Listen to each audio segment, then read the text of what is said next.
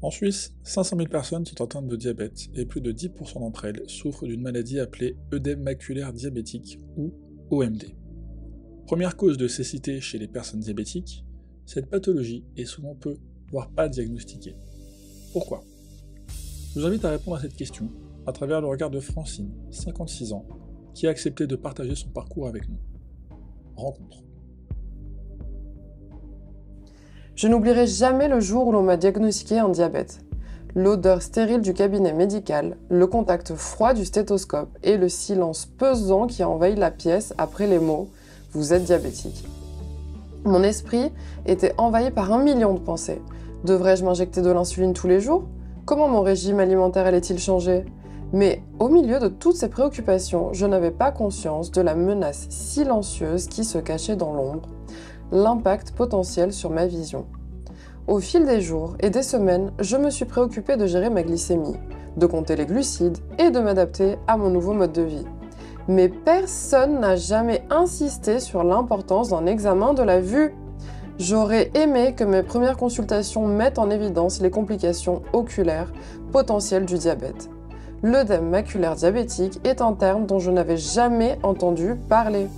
J'ai été prise au dépourvu par le manque d'informations et de sensibilisation à cette maladie qui pouvait menacer ma vision.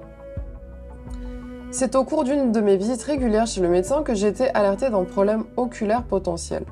Après une série d'examens spécialisés, le verdict est tombé.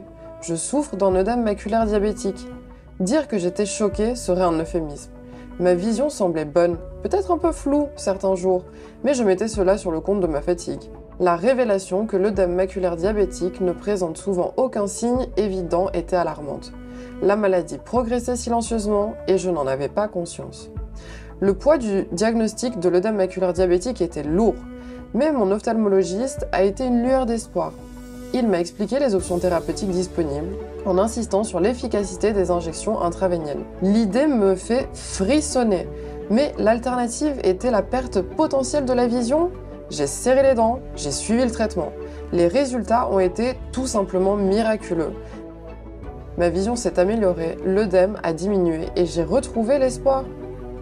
Mon approche proactive de la santé et mes contrôles réguliers ont permis de détecter l'œdème maculaire diabétique à un stade précoce. Mais je m'interroge souvent sur les autres personnes qui ne sont pas aussi informées ou prévoyantes. En réalité, de nombreuses personnes atteintes du diabète ne sont pas conscientes de la menace qui pèse sur leur vision. La clé de la prévention des complications telles que l'œdème maculaire diabétique réside dans des examens ophtalmologiques réguliers. Il ne s'agit pas seulement de contrôler la glycémie, mais aussi d'être en bonne santé. Toutes les personnes atteintes de diabète devraient privilégier les examens oculaires au moins une fois par an, voire plus souvent. C'est un petit geste qui peut faire une grande différence.